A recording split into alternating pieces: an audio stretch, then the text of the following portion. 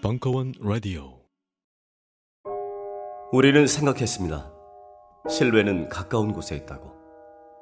우리가 파는 것은 음료 몇 잔일지 모르지만 거기에 담겨있는 것이 정직함이라면 세상은 보다 건강해질 것입니다. 그래서 아낌없이 담았습니다. 평산네이처 아로니아 친. 지금 딴지마켓에서 구입하십시오. 정윤수 사부의 스포츠와 예술로 떠나는 유럽 도시 여행. 그 세 번째 도시, 우울한 베를린의 경기장. 2017년 1월 17일 강연. 일부.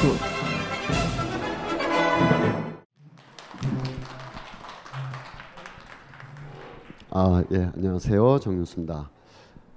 유럽 도시, 주요 도시들의 역사, 문화, 예술, 그리고 거기에 빼놓을 수 없는 스포츠, 이런 것을 제 임의로 비벼가지고 2시간씩 같이 가상 여행을 떠나고 있는 그런 시간입니다. 원래 순서가 오늘이 맨체스터를 해야 되는 날인데 지난주에 리버풀과 맨체스터를 막 달리는 바람에 그 정도면 됐다 이렇게 하고 대륙으로 좀 넘어왔습니다. 대륙으로 넘어와서 어디를 먼저 할까 하다가 베를린이라는 굉장히 중요한 도시에 관한 이야기를 오늘 준비를 해봤습니다. 베를린은 아마 2회 정도가 되지 않을까 괜한 걱정부터 드는데 베를린이라는 한 도시를 통해서 유럽도 보고 독일도 보고 독일을 넘어서서 유럽에 끼친 지금 베를린이 지금 유럽을 흔들고 있거든요. 유럽의 멱살을 잡고 있는 도시가 베를린인데 이 베를린이 차지하는 역사적 의미도 오랫동안 있어왔던 의미도 크지만 지금 당장 21세기에 가장 중요한 결정이 내려지는 곳 중에 하나가 베를린이기 때문에 베를린을 하다 보면 조금 오늘로 못 끝날 수도 있다. 빠르게 해보겠습니다만 베를린을 이야기하기 위해서는 한 400년 전으로도 거의 400년이 되죠.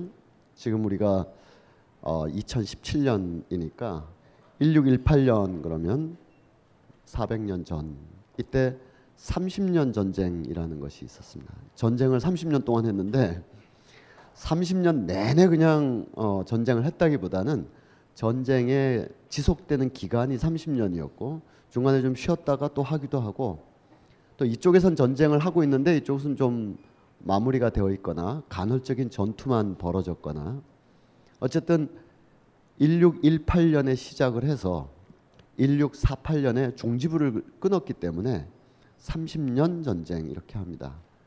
우리로서는 굉장히 뼈아픈 6.25 한국전쟁 같은 경우도 3년 이렇게 갔는데 가장 치열했던 뜨거웠던 그리고 가장 많은 비극이 났던 건 역시 50년 6월 25일부터 그 이듬해 1월 4일까지 한 6, 7개월 동안이었고 그리고 약간은 좀 소강 상태에 있다가 이제 마지막에 그 휴전 협정을 해 나가는 과정에서 산 하나라도 더 확보하기 위해서 철원이나 파주 일대에서 낮밤을 바꿔가면서 전투를 했던 그런 것이 있습니다만 3년 내내 매일 전쟁하는 건 아니죠. 이 전쟁이란 게 시작을 했는데 끝이 난 지점 이렇게 하면 6.25가 이제 3년 이렇게 치른 전쟁인데 30년도 실은 30년 내내 한 건 아닙니다. 그렇지만 한국 전쟁이 우리에게 끼친 영향은 오늘날의 정치 권력의 문제부터 우리의 상상력의 문제에 이르기까지 지대한 영향을 여전히 미치고 있는 것처럼 이 30년 전쟁도 유럽의 최소한 유럽의 근대사에는 어마어마한 영향을 미쳤고 여기서 베를린이라는 도시가 탄생하게 된다 이렇게 볼 수가 있습니다. 베를린이라는 도시가 지형상 없었는데 무슨 화산재나 뭐 때문에 갑자기 생겨났다 이런 뜻이 아니고 역사적 의미로 등장하게 됐다. 1648년 전쟁을 치른 이후로부터 베를린이 상당히 중요한 역사적 무대의 주역으로 등장하게 됐다 이런 의미로 리버스 재탄생했다라고 할 수가 있습니다. 사람이야 기원 전부터 살았고 작은 성체 국가이고 강이 두 줄기가 흐르고 있어서 강변으로 삶이 지속됐다라고 하지만 유럽의 정치 문화에 있어서 굉장히 주도적인 영향력을 끼치게 되는 것. 이게 30년 전쟁 이후의 일이기 때문에 30년 전쟁으로부터 베를린을 한번 얘기해 보도록 하겠습니다. 30년 전쟁의 전개 과정이 이렇게 막 나오는데 잘 안 보이시죠? 그래서 이거는 그냥 눈으로 이렇게 일별해 보시는데 겉에 그 30년 전쟁이라는 그 기나긴 전쟁의 그 겉모습은 유럽이 이제 서유럽 지역 있잖아요. 서유럽 지역과 중부 유럽 지역 간에 일단 지리적인 경쟁이 될 테고 종교적으로 보면 가톨릭 구교를 이렇게 일정한 어떤 국가 이념, 오늘날의 우리 국가 이념은 헌법이지만 그 당시는 이제 종교가 아직은 영향력을 발휘하고 있었던 때라서 이 중부 지역 일대의 정치 체제로는 신성 로마 제국 그리고 국가 이념으로서는 가톨릭, 이것이 결합되어 있는 이탈리아 북부에서 오스트리아 그리고 독일 지역에 이르는 이 신성 로마 제국의 구교의 오래된 정치 탄압, 종교 탄압, 종교적 억압을 조금은 더 서유럽 쪽에서 이걸 종교의 자유를 통해 가지고 유럽이 좀 더 나은 쪽으로 가자라는 명분상 종교의 자유를 가지고 이제 벌어진 전쟁이라고 할 수가 있겠습니다. 그래서 네덜란드나 뭐 스웨덴이나 뭐 부분적으로는 영국 또 스페인 이런 서유럽 쪽이 이렇게 서로 치고받고 이렇게 이쪽과 치고받고 싸우게 되는데 그거는 표면상의 얘기고요. 실질적인 내면상으로 한 번 더 들어가면 일찌감치 근대적 주권 체제, 네이션 스테이트, 국민국가 체제의 모형을 취하고 있는 서유럽에서 그렇지 않은 상태, 지체되어 있는 근대화가 지체되어 있는 동유럽 쪽을 중부 유럽이나 동유럽 쪽을 공격함으로써 주도권 싸움을 벌여나가는 과정이 좀 더 한 발 밑에, 한 걸음 밑에 들어가 있는 원인일 테고 더욱더 밑바닥에서 벌어지는 일은 산업 경제 구조에 맞는 어마어마한 노동력을 그렇지 않은 지체된 봉건 체제에 있는 중부 유럽으로부터 크게 확보하기 위한 그런 전쟁. 그러니까 당장 그날 전투하고 있는 사람은 이게 만약 1, 2, 3의 원인이 있다고 한다면 오늘 전투를 치르면서 야 오늘은 근대적인 산업혁명에 필요한 인력을 위해서 중부 유럽의 이 농민들이나 이런 걸 해체시켜야 되는 그런 일이라 오늘 그런 전투야 이런 생각을 하긴 어렵죠. 그건 아마 그 시기에 전생애를 보낸 사람도 모를 거예요. 모르겠죠.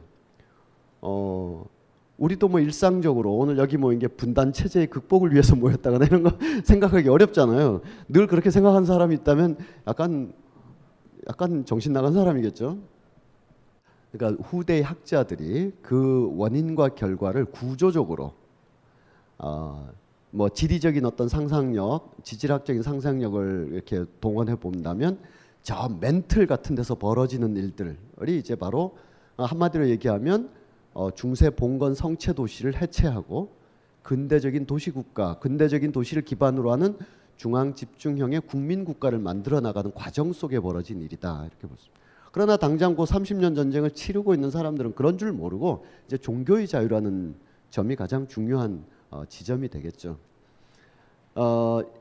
이 30년 전쟁의 결과가 이제 중요한데 독일의 지금의 독일이라고 말할 수 있는 당시는 독일이라는 국호도 없었고 그냥 하나의 뭐 넓은 민족 지향적인 개념으로 게르마니아 정도로 불려졌습니다만 독일이라는 정치 주권 제도가 나타나는 건 1880년 내외에 비스마르크에 의해서 나타나는 거니까 그 전까지는 군주 국가들이 군웅할거하고 있었던 그러면서 하나의 연방을 느슨하게 맺어서 그 연방의 최고 수장이 오스트리아까지 포함해서 최고 수장을 신성 로마 제국의 황제 정도로 이렇게 명목상 드높이고 그랬었는데 실제로는 뭐 신성하지도 않고 로마와도 거리가 멀고 무관하고 황제라고 해봐야 지역의 강력한 그 제후들에 비해서 진짜 막강한 권한이 늘 주어진 것도 아니기 때문에 신성하지도 않고 로마와도 거리가 멀고 황제라고 할 만하지도 않은 신성 로마 제국이라는 중부 유럽의 오래된 앵시언 레짐 구체제가 이제 흔들리기 시작한 게 이제 30년 전쟁의 한 결과라고 할 수가 있고 그 결과를 통해서 비로소 무엇이 생기냐 하면 극단적으로 얘기하면 신을 중심으로 하는 신정 체제의 중세의 몰락과 왕을 중심으로 하는 세속 권력의 근대적 국가의 수립, 이 과정이 한 100~200년에 걸쳐서 쫙 진행되는데 그냥 진행되지 않으니까요. 그러니까 전쟁이라는 것을 불가피하게 수반했었던 것이 30년 전쟁이라고 하겠습니다. 30년 전쟁을 다룬 여기저기의 어떤 자료 화면들입니다. 이거는 이제 1630년경에 그려진 한 도시가 완전히 파괴되는 그런 것을 리얼리즘 기법보다는 좀 더 비극적 신화적 상상력을 총동원해서 전쟁이 벌어지면 요즘은 그래도 비교적 안 그럴 수도 있겠지만 실제로는 또 많이 벌어지지만 비교적 안 그렇지만 전쟁이 군인들만 하는 게 아니죠. 또 직업 군인 제도라는 게 1820, 30년 때부터 상비군 제도, 직업 군인 제도가 그때부터 생겨났기 때문에 그 전까지는 농사 짓다가 군인하고 전쟁 나가면 나가고 이런 거라서, 그리고 일종의 사병이랄까 뭐 그런 정도가 있었기 때문에 전쟁이 나면 민간인과 군인이 구분이 되지 않는, 그래서 오늘날의 개념으로 보면 군인이 민간인을 학살하고 이런 거지만 그것이 부정하는 게 아니라 그걸 포함해서 그 당시에는 민간인이냐 군인이냐를 구분하지 않고 만약에 공성전을 벌어지면 성을 지키는 입장에서 야 나는 군인이 아니까 뒤에 물러서 있을게 이러지 않죠. 모든 성민들이 다 성벽을 지키고 막 이러던 때라 지금 민간인과 군인이 구분되지 않는 처절한 전투의 장면, 주로는 이제 민간인들은 어느 쪽이냐를 떠나서 공격하는 쪽이든 아는 쪽이든 떠나서 민간인의 처절한 피해, 죽음이 수반되는 게 전쟁이죠. 전쟁은 또한 강자와 약자의 군대의 싸움이기도 하지만 전쟁 시기에는 민간인들이 가장 무방비 상태로 있는데 그 중에서도 민가의 어린이와 아녀자들이 가장 또 무방비 상태로 있죠. 거기서 벌어지는 추악한 일들이 또 폭로가 되고 있습니다.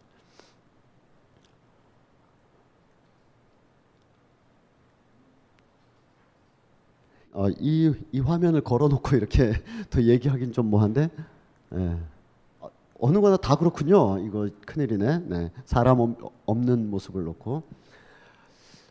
하인리 시츠라는 음악가가 있는데요. 하인리 시츠. 우리가 베를린을 끝나고 나면 라이프치히나 드레스덴이라는 독일의 또 한 중요한 도시를 한 회 정도, 베를린은 아마 2회 갈 것 같은데 한 회 정도 하게 될 텐데, 그 드레스덴이라는 곳에 가면 성십자가 교회라고 있어요. 다행히도 2차 대전 때 드레스덴 대공습 때 도시가 완전히 파괴되는 그런 어마어마한 영국 군대의 공습에도 불구하고 성십자가 교회는 완파되지는 않고 상처만 입은 채, 그을린 채 이렇게 겨우 버티게 되는데, 그 성십자가 교회가 드레스덴과 라이프치히를 포함한 적어도 작센 지역 혹은 더 넓게 보면 독일 지역의 음악의 수도라고 할 수 있습니다. 드레스덴과 라이프치히는 한 차로 막 가면 한 1시간 10분이면 도착할 수 있을 정도로 가까운 곳에 있는 옛날에 작센 공국의 중요한 두 도시인데, 거기에 이제 성십자가 교회에서 바흐도 활동을 많이 했어요. 드레스덴에. 나중에 이제 라이프치히에 가면서 성 토마스 교회에서 27년 동안 활동했지만, 근데 바흐가 활동하던 그 바흐의 침통한 그 음악 소리, 그 음악 소리가 어디서 연원하냐 하면 바흐 자신에게도 있고 여러 가지 이유들이 있지만 하인리 시츠라는 드레스덴의 위대한 음악가, 바흐보다는 한 50년 전에 왕성하게 활동한, 바흐는 1685년에 태어났는데 하인리 시츠는 바로 1620년과 30년경에 드레스덴에서 이제 활동을 했습니다. 그가 성십자가 교회의 칸토르, 음악 감독이었는데, 바흐의 그 마태순환곡이나 미사 비단주의 그 침통한 울음소리가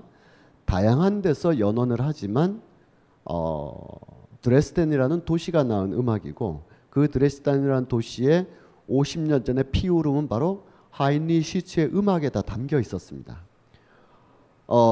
도시가 한 인간을 완전히 탄생시키진 않겠지만 예를 들면 속초에서 태어난 사람과 서산이나 태안반도에서 태어난 사람이 똑같이 바다를 바라보고 성장했겠지만 그 바다에 대한 심상, 이미지놀이는 완전히 다르겠죠. 짙푸른 강렬한 바다와 하염없이 물러나는 그 황혼의 바다를 쳐다본 두 사람이 똑같이 바닷가 출신 시인이다라고 할 수가 없죠. 전혀 다른 걸 보고 성장했다고 할 수 있는데 이후에 그의 개인적인 어떤 여러 가지 성장사, 정치적인 배경, 또 인간적 관계, 시대적 담론 등등이 다 형성돼서 어떤 시가 나오겠지만 그 시의 원형지를 막 찾아가면 누군가는 속초 앞바다를, 누군가는 태안 앞바다를 결국은 침전시키면 마지막 남는 그런 알갱이로 남을 거예요.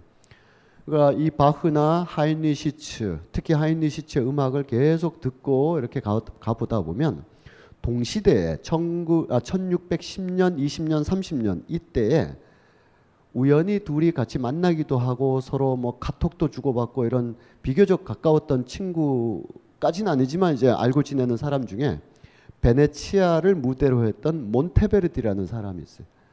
몬테베르디의 종교음악과 베네치아의 은성했던 화려했던 그 베네치아의 몬테베르디의 종교음악과 드레스덴의 하인리시츠의 종교음악은 정말 결이 다릅니다. 어느 쪽이 좋다 나쁘다가 아니라 감성이. 하인리시츠에게 부여된 임무는 뭐였냐 하면 30년 전쟁에 가도 끝없이 시체가 늘어져 있는 이 드레스덴을 포함한 작센 지역 일대가 바로 30년 전쟁의 주 무대였거든요.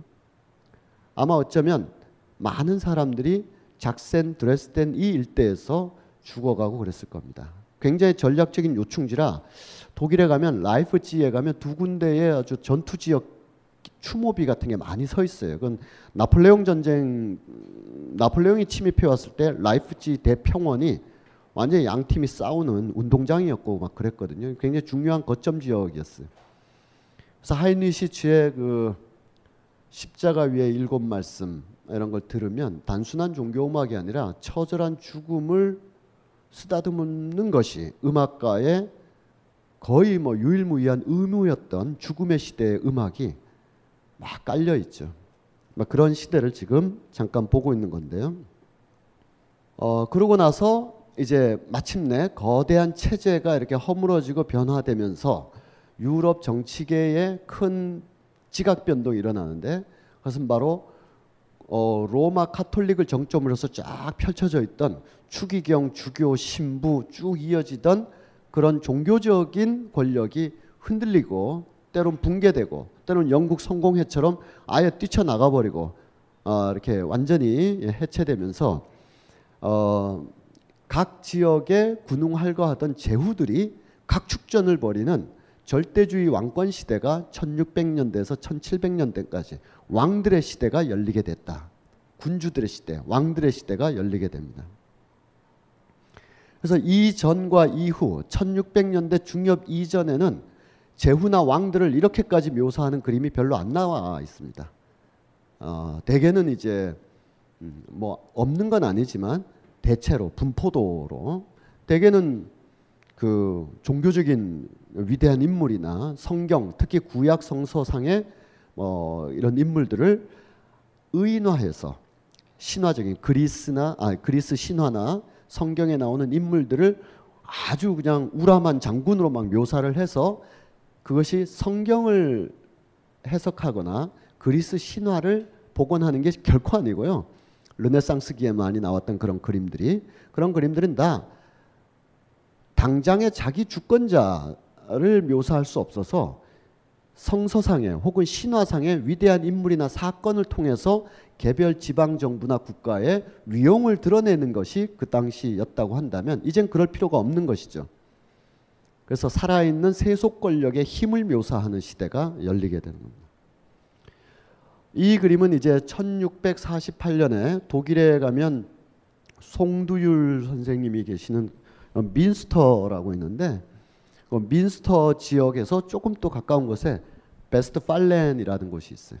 거기가 거기고 거기가 거긴데 거기서 이제 최후로 30년 전쟁의 조약을 맺습니다.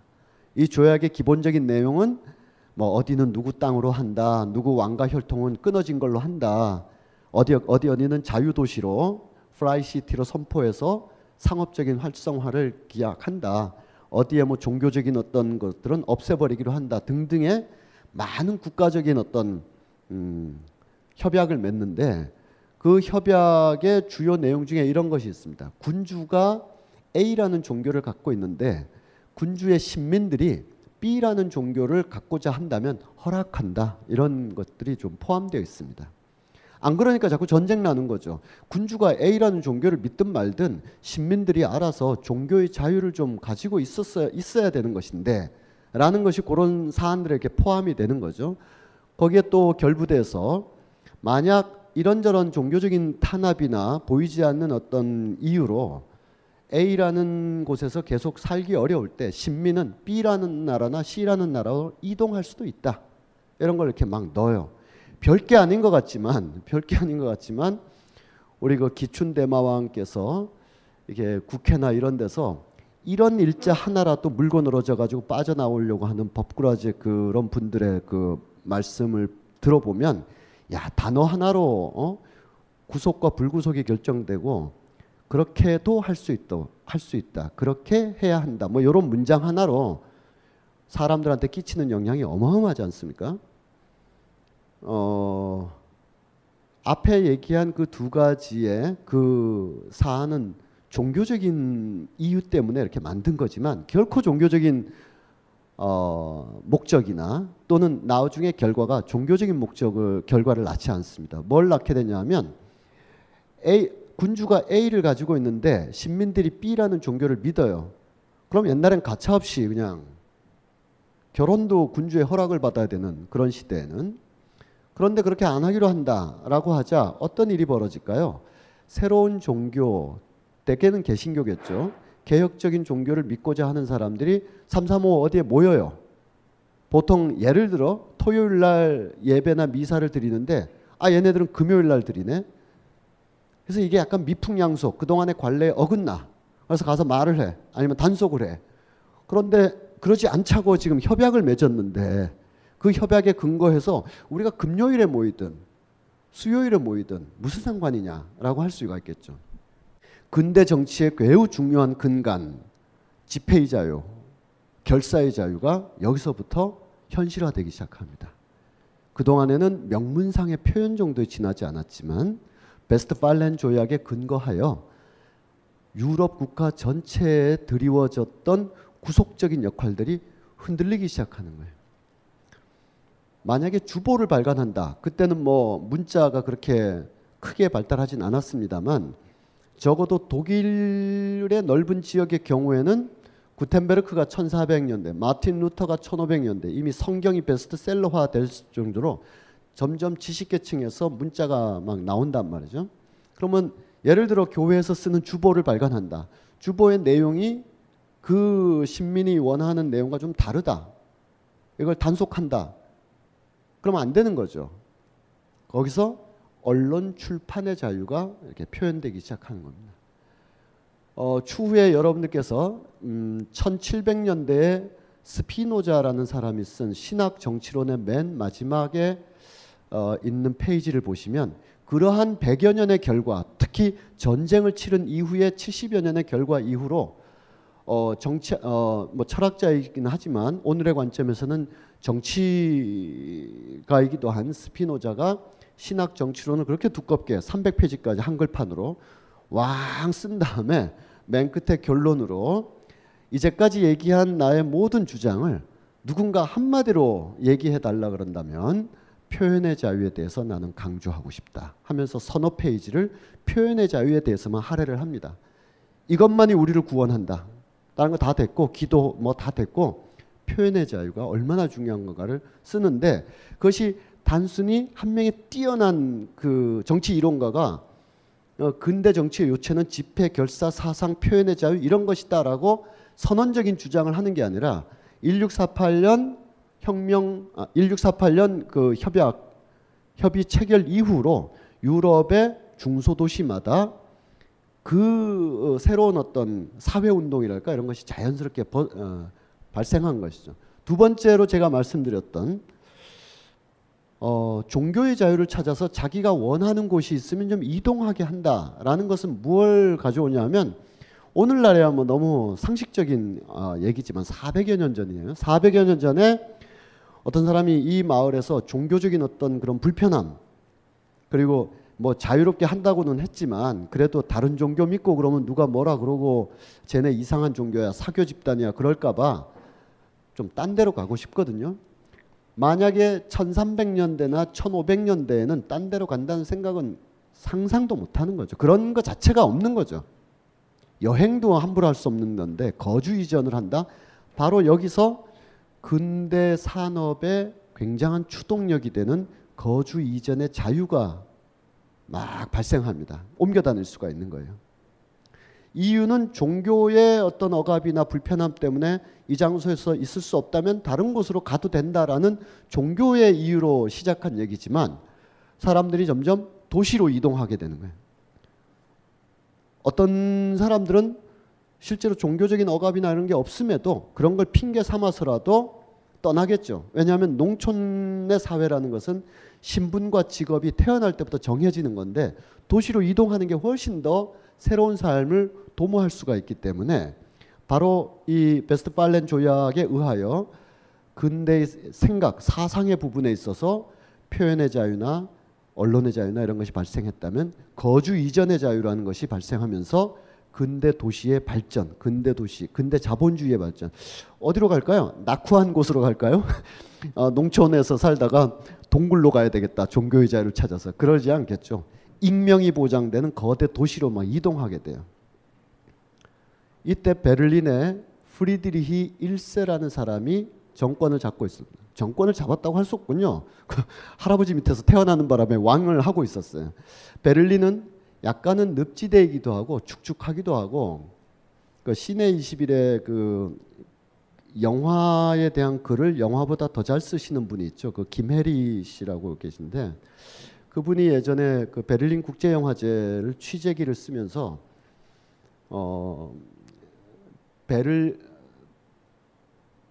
베를린의 갈색 하늘에 대해서 묘사한 적이 있는데 굉장히 인상 깊은 묘사였습니다. 베를린의 하늘을 보러 왔다 하면서 시작하셨던 글인데 그러니까 베를린이 여름에 굉장히 날씨 좋고 또 습도 많고 이러긴 하지만 좀 북구에 있고 좀 그렇긴 합니다.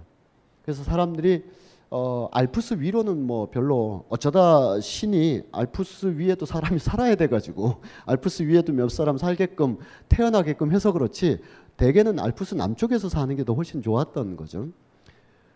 그래서 베를린이 1660년 70년까지 그렇게 발달한 도시가 아니었는데 바로 이 베스트팔렌 조약에 근거하여 사람들의 도시로의 이동이 막 촉진되자 프리드리히 1세라는 사람이 베를린을 자유도시로 선포하고 자유도시, 종교의 자유를 묻지 않겠다. 그리고 직업 선택권을 마음껏 보장하겠다.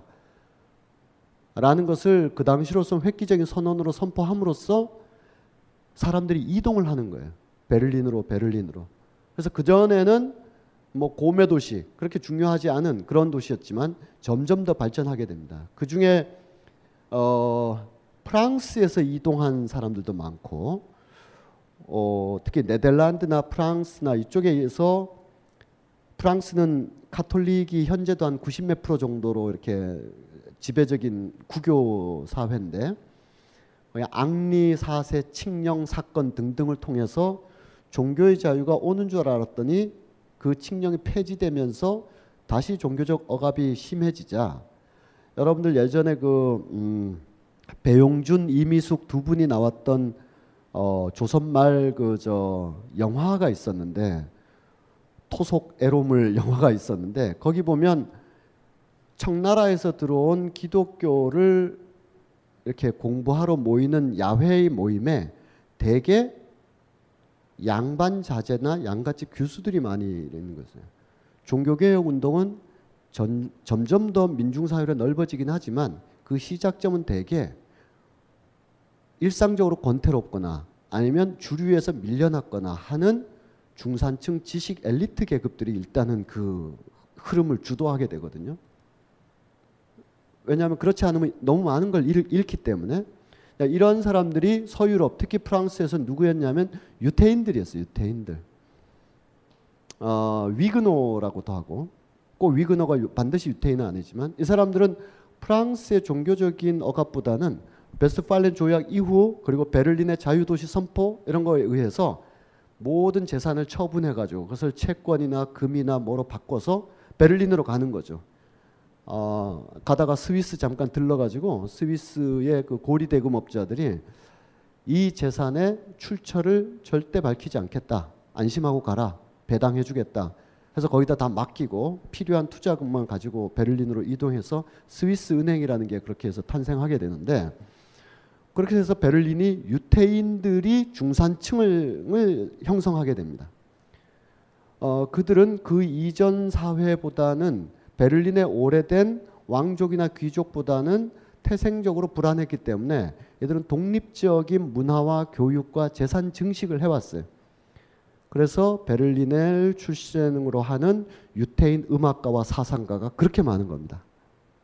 멘델스존부터 테오도르 아도르노, 발터 베냐민 등등에까지 이들은 독립적인 정통적인 베를린 사유 집단이 아니라 다른 사유와 사상을 갖고 들어와서 그들에게 최고의 힘과 권위는 교양과 학식과 예술이거든요. 이거는 왕이라고 해서 쉽게 가질 수 있는 것이 아니기 때문에 반드시 유태인이 다 그런 건 아니지만 대체로 중산층 유태인 집안에서는 어릴 때부터 책을 읽고 음악을 하고 철학을 하고 해서 이 19세기 말 20세기 초에 독일 사상과 음악 문화에 그 대들보들이 되죠.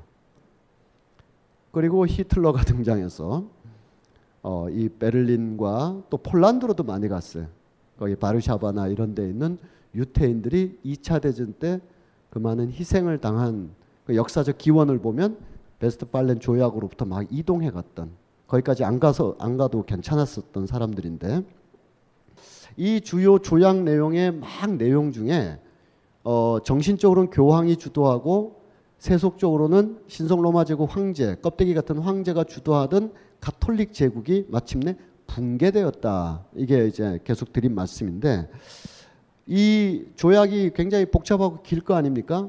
맨 끝에 가면 뭐 부칙 같은 게 있죠. 부칙이나 뭐 몇 가지가 있는데 그 중에 어떤 문장이 있냐면, 이 제후들이 모였단 말이죠. 유럽의 왕들이, 유럽의 군주들이 모여서 협약을 하고 그랬는데, 맨 끝에 뭐라고 됐냐면, 이 조약을 맺을 때 참가하지 아니한 사람은 이 조약에 대해서 어떤 말도 할 수 없다라는 뉘앙스의 글이 담겨 있습니다. 그럼 그날 좀 바빠서 늦게 갔거나 뭐 카톡이 안 와가지고 못 갔거나 이런 걸 뜻하는 게 아니고, 교황은 이 조약에 대해서 발언권이 없다라는 뜻입니다. 이제까지 천년 왕국을 지배해왔던 교황은 이 자리에 우리가 오라고 하지도 않았고 올 이유도 없고, 우리는 교황을 배제한 새로운 근대적인 체제를 구성하기 위해서 교황 없이 쫙 조약을 체결했는데 거기다 교황이라고 쓸 수는 없으니까 끝에다가 이 조약에 참석하지 않은 자는 발언권이 없다, 이의 제기할 수 없다라고 한 것은 뭐 감남을려나 농민이 아니고 당연한 발언권을 행사하고자 했던 교황 세력, 교황 대사를 물리치기 위한 그런 조약이라고 할 수 있습니다. 그렇게 하여 이제 새로운 세상이 열리게 됩니다.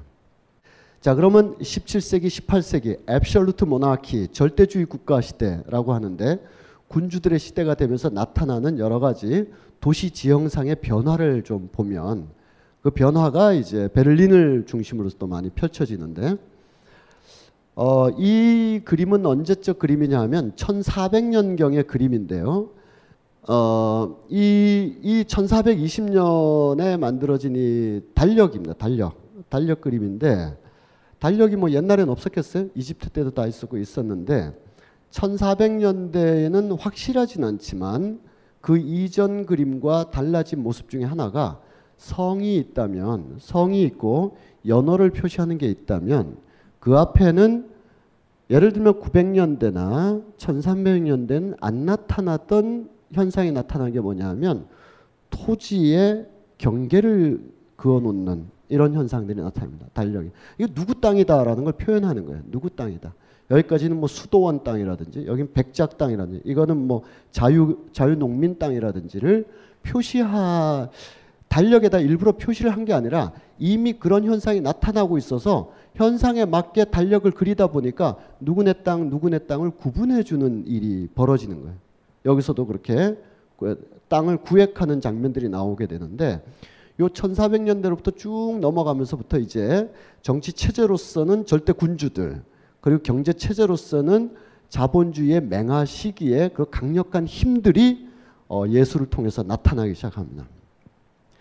여기는 어디에 있는 거냐 하면 바로 그 베스트팔렌 30년 전쟁을 전후로 해서 독일의 서부 지역에 가면 에센이라고 있어요. 에센은 공과대학으로도 유명하고 그러지만 에센이 굉장히 큰 도시인데 에센을 포함한 꽤나 넓은 지역을 루르 지역이라고 해요. 루르 탄전 지역이라고 하는데 그 전까지는 그냥 어느 땅이나 다 중요했고 다 농사 짓기 위해서도 중요했고 다 그랬지만 루르 탄전지대라고 하는 것은 1800년대부터 굉장히 중요해지는데 그건 뭐냐면 거기가 독일 산업혁명의 근거지. 석탄, 철강, 자동차 막 이런 것이 우리 엘리베이터 타고 가다 보면 현대 엘리베이터 있고 또 뭐 있나요? 타센크루프 엘리베이터가 있잖아요. 타센크루프라고 독일의 그 중화학 기계의 거대한 그룹이 있죠. 타센 엘리베이터. 그런 거대한 회사들, 거대한 생산, 거대한 산업의 근거지가 바로 루르 탄전지대고 루르 같은 핵심 도시가 에센, 도르트문트, 샬케 공사, 베스트팔렌 이런 지역입니다.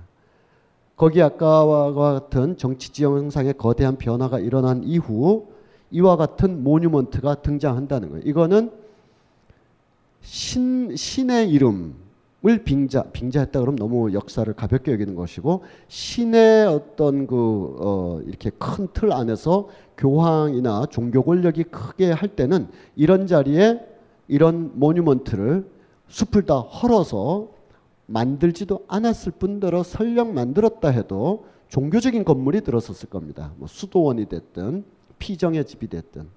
그러나 이제 그런 지역 자체를 왕들이 지배하는 시대가 되면서 바로 에센 공국의 왕의 위상과 힘을 보여주는 그런 모뉴먼트가 들어서는 거죠. 저 위에 있는 것은 알렉산드로스라는 고대 시대 마케도니아의 그 정복왕이 이제 상징으로 올라가 있고 그 왕들의 강력한 왕권의 힘이 저 밑으로까지 이제 뻗어간다. 가장 높은 산정에 그보다 더 높이 이렇게 올려 세웁니다. 올려 세우면 여기 보면 이 계단이 이건 좀 반대 측면에서 본 건데 계단이 이렇게 있는데 이 계단이 사람이 올라가다니는 계단이 아니고 물을 끌어올려 가지고 여기서 물을 쏟아 붓는 그런 이 바로크 도시들의 공통점이 바로 제가 지난주에 말씀드린 것처럼 물을 역류시키는 거, 분수라든지 아니면 물을 과도하게 이쪽으로 올려서 여기서부터 쫙 쏟아내리게 하는 그 정도의 힘이 있다. 자연계를 거스를 정도의 왕의 위협을 보여주는 거죠.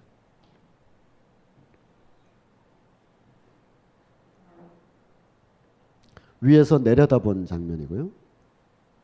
그래서 그 당시에 이 공사 내지는 이 장면을 본 어느 시인이 독일의 시인이 피터 칸텐가 뭐 어떤 시인인데 이름을 좀 까먹었습니다만 몇천 명의 에센주의 주민들이 갈라터진 대지에서 쏟아져 나오고 바로 저 왕권을 상징하는 저 위대한 또는 강력한 저 힘 속에서 피가 복수의 외침이 계단식 폭포죠. 계단식 폭포.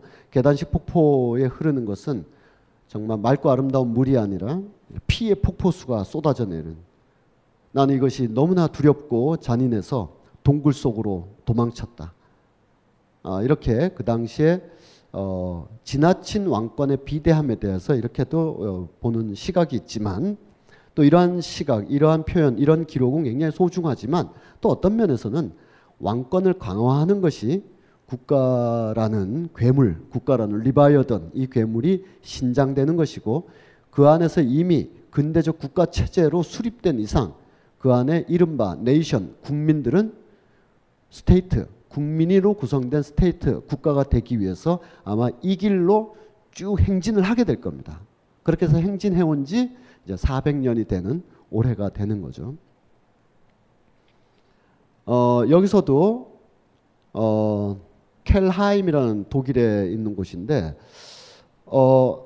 그냥 평범한 이런 도시지만 여기 가장 높은 곳에 똑같은 사례입니다만 다른 건물이 들어설 수도 있었을 텐데 이제 절대주의 왕권 시대가 되면서 왕의 위용을 자랑하는 그런 건물들이 올라선다. 여기는 어디냐면 프랑스 파리인데요. 나중에 파리를 하시겠습니다만 파리에서 이렇게 구글로 이렇게 내려다보면 세느강이 있고 세느강을 쭉 해서 산책로들이 쭉 뻗어 있습니다. 이 산책로가 이렇게 생긴 거예요. 이 산책로의 이름이 뭐냐면 왕비의 산책로라는 겁니다. 왕비의 산책로. 옛날에는 없었어요.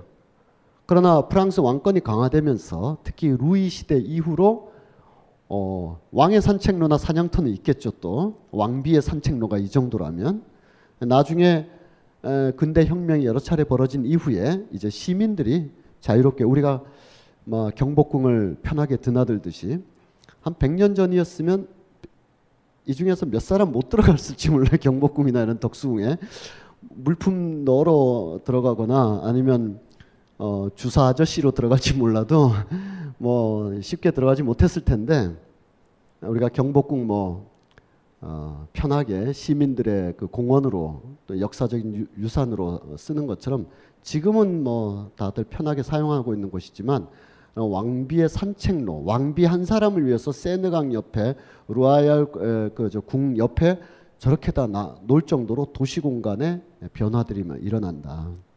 그럼 독일에 있는 것 중에 1871년에 만들어진 걸 한번 보죠. 독일 애들이 왜 이걸 다른 나라에도 국가의 힘을 드러내는 국가주의 상징물이 굉장히 크지만 독일이 특히 이런 걸 많이 하는 까닭이 있습니다. 역사적인 원인과 결합되어 있는데 근대라고 하잖아요. 근대. 모던한 시대로 이렇게 가는데 근대는 여러 가지 요소를 가지고 있어야 근대가 되는데 기본적으로는 정치 주권이 의회제도라는 틀을 가지고 있어야 되는데 의회제도. 경제가 그것이 나중에 새로운 어떤 안티고니스트들에 의하여 사회주의 경제라는 것이 제한되기도 했지만 1700, 1800년대라고 한다면 캐피탈리즘, 자본주의 경제구조, 시장의 활성화 등등을 가지고 있어야죠. 그러면 이 두 가지를 하다 보면 뭐가 생기냐면 근대적인 도시가 형성이 되는데 우리의 관점에서 보면 우리가 지금 뭐 정치, 경제 그 얘기하려면 그 전문가가 오셔야 되는데 우리 그냥 상식적으로 그 정도 하고 이러한 조건에 의하여 혹은 이제 말씀드릴 조건의 원인 결과가 막 서로 상동하면서 우리의 관점에선 세 번째 이유가 더 중요합니다. 근대 도시가 탄생하게 되면 근대 도시에서 어떤 새로운 감수성이 형성돼서 근대가 형성되는 거예요. 새로운 감수성. 익명의 감수성 또는 자기 삶은 자기 것이라고 하는 자기 정체성.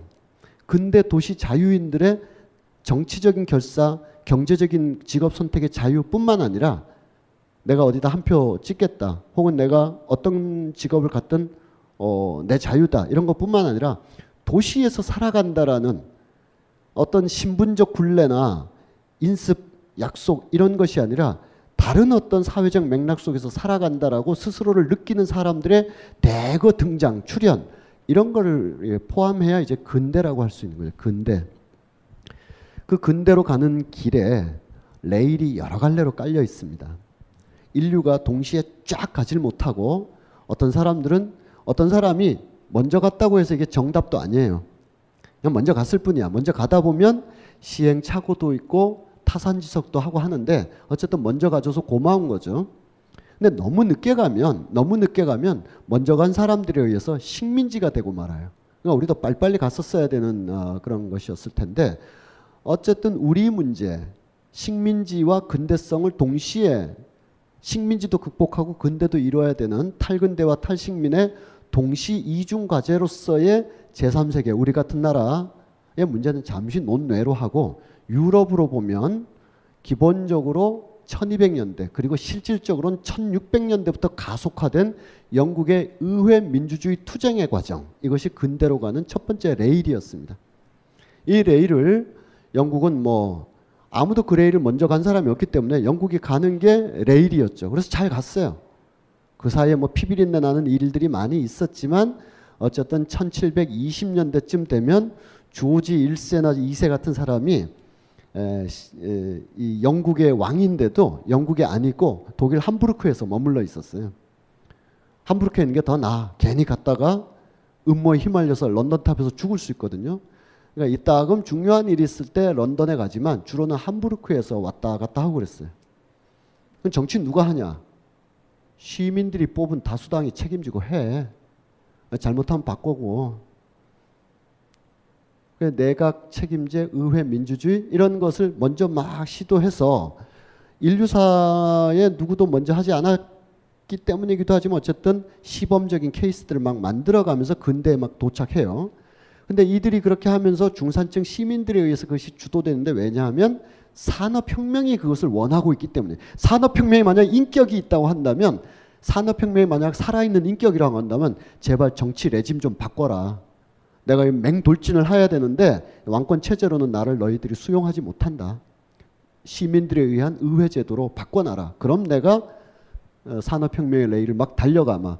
그래서 영국은 여러 가지가 결합되어 있지만 경제적인 의미에서 근대에 가장 빨리 막 도착했어요.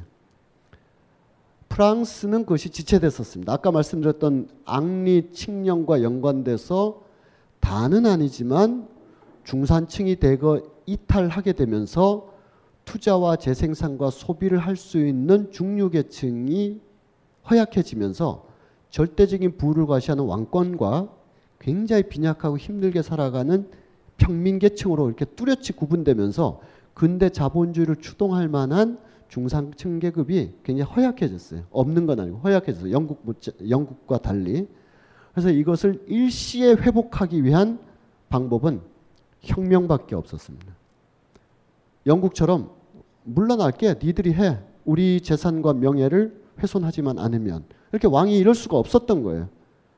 그래서 그 앙리 칙령과 연관된 그 사건 이후로 100년 동안 이게 누적되고 누적되면서 중산층을 회복할 만한 어떤 경제수단도 통용될 수가 없었기 때문에 결국은 국민의회파가 주도하는 1789년 프랑스 대혁명에 의하여 왕권을 끌어내리는 방법 외에는 아무 방법이 없는, 그래서 정치적 혁명의 아들들이죠, 프랑스 사람들은. 그래서 정치적 근대화를 이렇게 냈어요. 독일은 이 두 가지를 다 못한 상태에 있는 겁니다. 다른 나라들은 그것을 통해서 국가와 자기를 동일시하는 여러 가지 담론이나 문헌이나 이런 것이 막 나와요. 그리고 그것이 피비린내 나는 일이라는 것을 셰익스피어부터 윌리엄 블레이크까지 다 기록하고 있고, 그리고 이 영국에서는, 동시에 프랑스에서는 우리가 잘 아시는 대로 빅토르 위고 같은 사람이 공화주의의 신념이 다양하게 막 표출되면서 시민적 정치 이념들이 확산하고 그러는데, 독일이 그러질 못한 거예요. 다 더뎌지거나 지체되거나 아예 그런 생각 자체가 진공에 머물렀었어요. 그래서 이들은 국가란 도대체 무엇인가에 대한 어마어마한 상징적 담론을 만들어내기 시작합니다. 그리고 그 국가와 자기의 과도한 동일성을 위해서 여러 가지 상징물들을 만들어내는 거죠. 그래서 실제 했던 어떤 왕이나 장군이나 이런 사람이 아니라 상상의 인물, 가상의 인물, 수백 년 전에 죽은 인물을 위협 삼아 이렇게 올려내세우는, 왜냐하면 그런 근대적 상징들을 갖지 못했기 때문에 근대적 정치, 근대적 경제에 피부로 느낄 수 있는 상상물이 없었기 때문에 독일의 경우는 신화적 창건을 하게 됩니다. 국가와 나를 어떻게든 만들어내야 돼서. 그 중에 하나가 그것이 1700년대, 1800년대 쭉 지속됐는데 1871년 정도 되면 사실은 이제는 비스마르크에 의하여 서로 사실은 혈통도 비슷하지만 서로 앙숙간이 되어 있는 프랑스와 보는 프로이센을 얘기해요. 프로이센과 프랑스의 전쟁에서 프로이센, 지금의 독일이에요. 프로이센이라는 공국은 베를린을 거점으로 하는 옛 공국이었는데 이게 확대되면서 작센도 또 바이에른도 다 흡수 병합하면서 오늘날의 독일이 되는데 그 시범 단추가 바로 보불 전쟁이죠. 이 보불 전쟁에서 이겼을 때 프랑크푸르트에다가 이와 같은 기념비를 세웠습니다.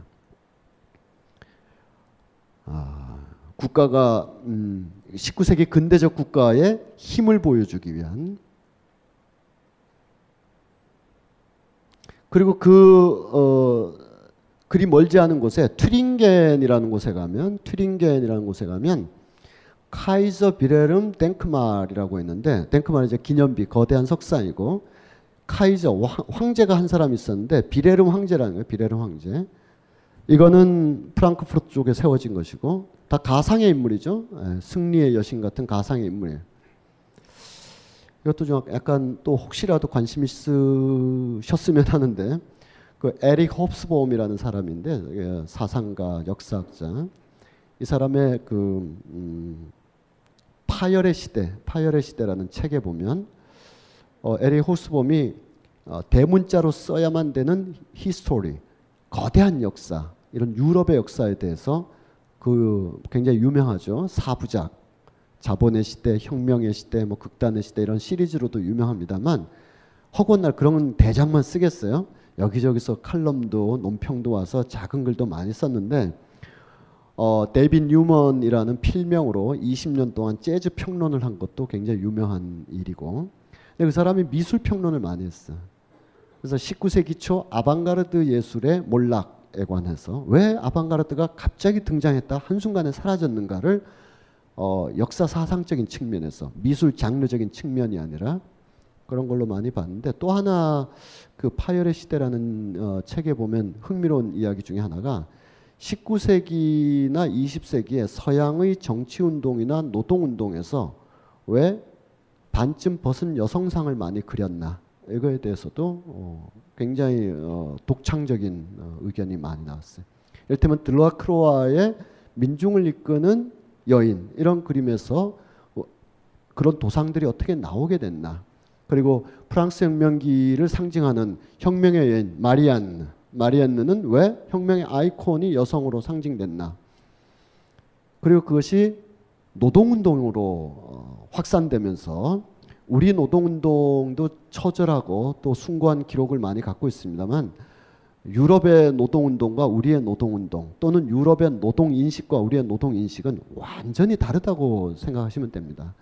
우리는 KBS가 재현하는 노동운동, KBS가 말하는 노동역사가 일반화되어 있죠. 그렇게 않게 생각하려고 굉장히 노력해도 늘 9시 뉴스가 보여주는 노동운동 파업은 불안한 세력처럼 표현되니까 유럽에서 그런 얘기 했다가는 큰일 납니다.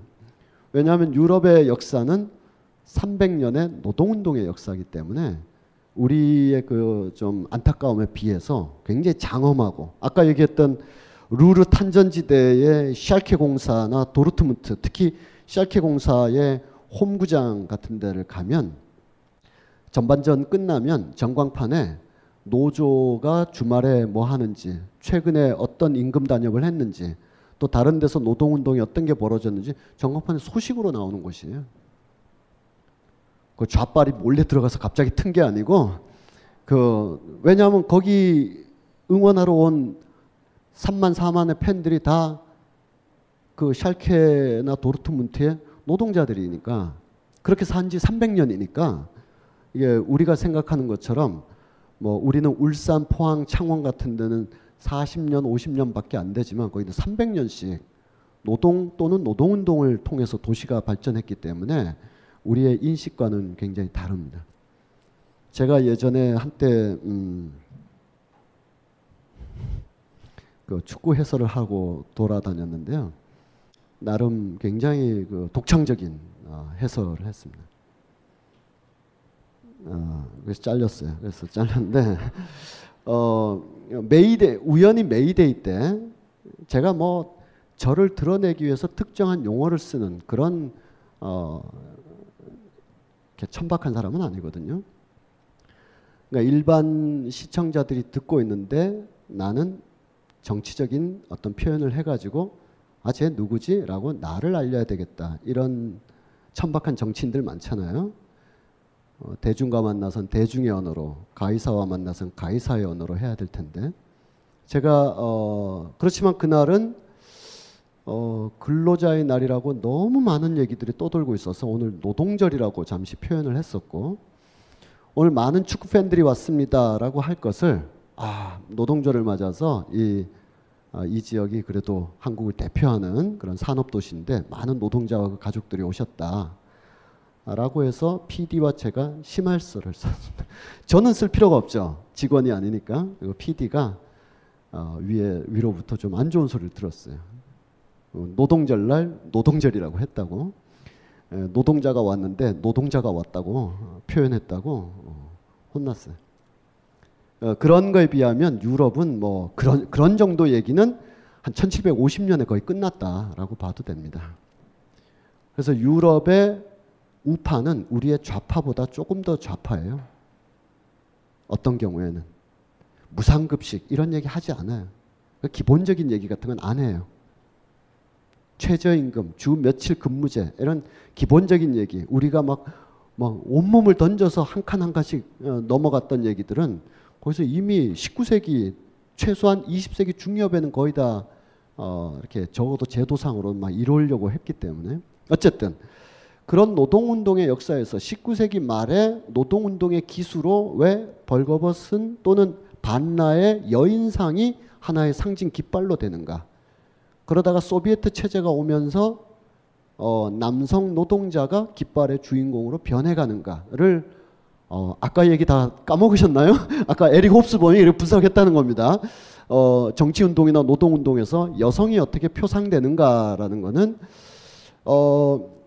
근데 그 대학자가 그렇게 하기 어려운데 이 논문을 발표했을 때 그 현장에서 어떤 학자 누구가 굉장히 도식적이다라든지 페미니즘이나 여성주의에 대한 깊은 이해 없이 도상만 보고 이렇게 판단한 거라서 결함이 많은 논문이다라고 지적해 준 것을 고맙게 생각한다라고 에릭 홉스본 또 각주에다가 달았더라고요. 그런 것은 다 학계에서 해야 될 일들인데 어쨌든 여러분들도 이렇게 어떤 사회적 계급이나 어떤 사회적 흐름이 어떤 방식으로 재현되거나 표상되는가는 사실 학자나 미술에 관심 있는 것이 아니라 사회 전체의 심성과 관련된 거라서 굉장히 중요합니다. 오늘이라 그러면 이게 녹화를 보시는 분은 그렇겠지만 1월 17일인가요? 오늘 나온 이야기 중에 하나는 인하대 김명인 교수께서 소녀상을 어떻게 봐야 될 것인가.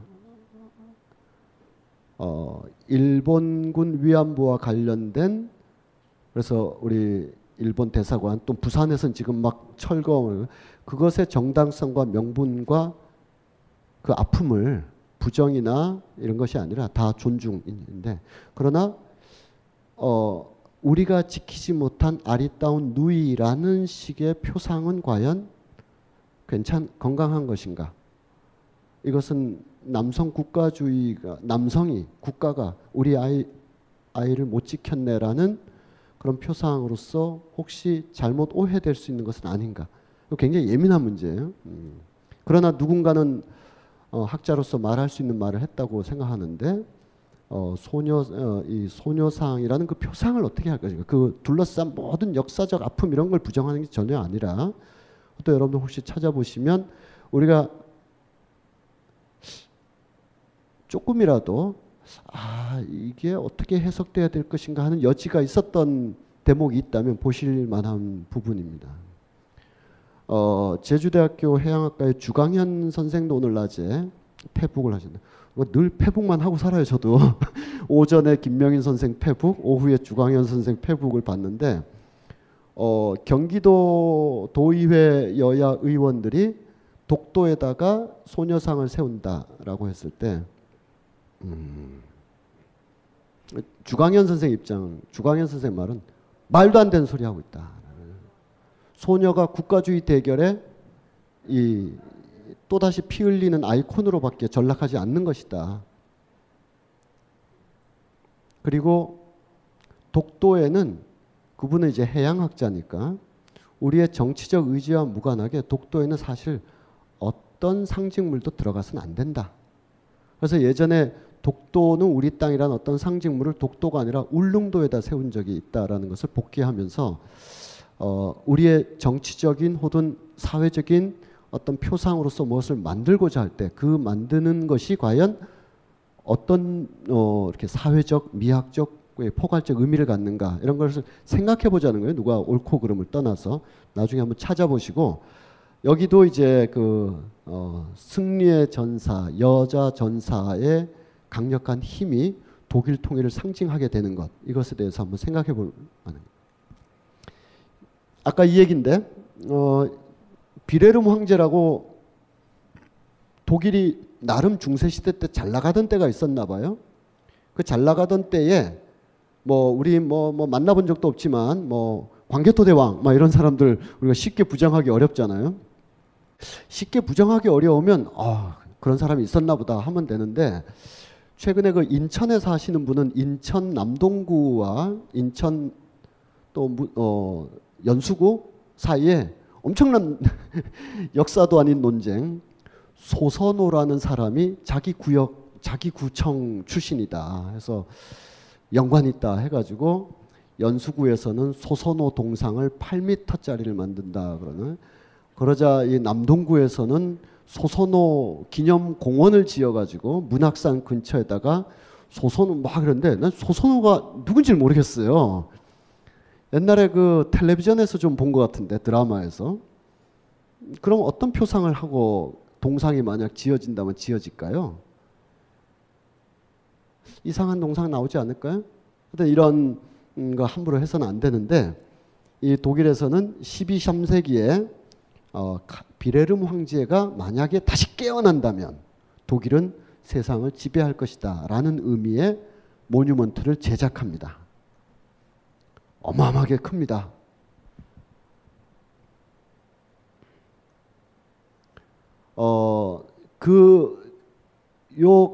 요 가운데 보시면 비레름 황제가 지금 팍 이게 굳게 닫힌 그 기나긴 잠의 성체 혹은 폐위된 또는 죽어간 그런 어떤 패망의 성체 안에 유폐되어 있다가 이 앞에 두 사람이라기보다는 두 어떤 신화적 상징을 가지고 있는 여성과 남성이 기사이기도 하고 성녀이기도 하고 선지자이기도 할 수도 있는 그런 사람들이 언제 비레름 황제가 깨어날지를 기다리고 있는 거예요. 기다리고 있는데 갑자기 말을 타고 이 오래된 죽음의 집에서 확 뛰쳐나오는 그런 순간을 묘사하고 있습니다. 이렇게요. 그래서 이 비레름 황제가 나타나기만을 기다리고 있었던 이 사람들마저도 잠깐 졸았나 봐요. 그 순간에는. 우리도 다 그렇잖아요. 그죠? 뭐 공부하려고 했는데 엄마가 공부하라 그러면 하기 싫은 것처럼 계속 수십 년 동안 이 비레름 황제가 깨어나기만을 기다리고 있다가 잠깐 졸았는데 비레름 황제가 확 뛰쳐나오는 거죠. 황제가. 그래서 이제 독일의 새 시대가 열린다. 이 황제만 깨어난다면. 이거는 뭐냐 하면 이 큰 건물의 맨 아래로 가시면 이 사람이기도 한데 비레름 황제가 드디어 내가 패망의 제국에서 죽음의 제국에서 깨어나서 세상에 한번 다시 등장하리라 하고 등장한 겁니다. 말 타고 나오고 등장하고 그 모습을 보면 이렇게 생겼습니다. 이 힘이 독일의 평범하거나 독일의 다양한 면모를 가진 분들에겐 이게 미안하지만 어차피 독일어로 이게 자막으로 날아가거나 그러지 않을 테니까 미안하지만 독일 사람들이 갖고 있는 국가에 대한 강력한 힘, 국가는 구원체이며 절대적인 힘에 대한 어떤 문화적 신드롬 이런 걸 보여줍니다. 이것의 현실적인 모습들 여러분 막 떠오르실 거예요. 뭐 비스마르크도 떠오를 수 있고 히틀러도 떠오를 수도 있고 지휘도 뭐 이 사람은 저렇게 하고 저 사람은 저렇게 하는데 왠지 프루트뱅글러처럼 해야 이거는 독일 음악 같은 거고 21세기로 보면 앙겔라 메르켈 같은 사람이기도 하고 우리가 계속 살펴보겠지만 베를린을 통해서 세계의 멱살을 흔들고 있는 앙겔라 메르켈에 대해서 당장 독일의 굉장히 급진적인 학자인 하버마스 같은 사람은 굉장히 위험하다. 지금 독일이 베르린 황제 놀이를 하고 있다. 지금 이런 이야기도 하고 있습니다. 우리가 외신을 통해서 또는 조금 더 친절한 뉴스 해설을 통해서 보면 메르켈이 나쁜 사람이거나 나쁜 일을 하는 것 같지는 않은데요. 또 난민을 대하는 태도나 또 우리 대통령과 비교했을 때 그 옷에 대한 거나 등등 볼 때 좋은 분이면 틀림없습니다. 근데 하버마스 같은 사람이 지적하는 것은 그 사람이 좋은 정책이나 개인적으로 캐릭터가 좋다 나쁘다가 아니라 독일인들이 바로 그러한 어떤 신드롬을 즐기고 있다. 지금 히틀러에 막 열망하듯이 메르켈에 열망하면서 우리가 유럽을 흔들고 있다. 이 또한 기쁘지 아니한가. 이거 사실 위험한 거다라고 이제 코멘트를 2011년에 한 바 있습니다. 그런 힘들이 이제 독일에서 많이 나오게 되는데 그 거점 지역이 어디냐? 바로 베를린이겠죠. 그래서 무려 1시간에 걸쳐서 베를린을 얘기하려고 서두를 이렇게 좀 길게 했습니다.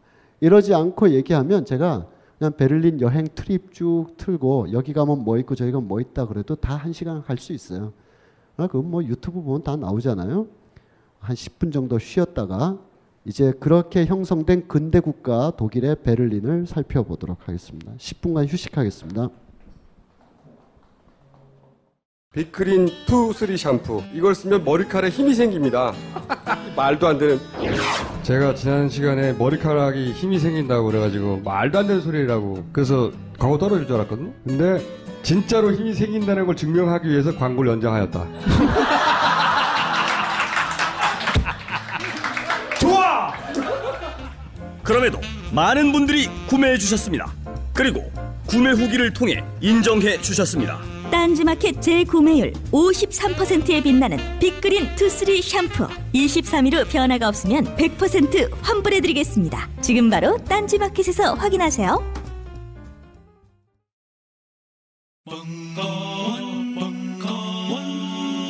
벙커원 라디오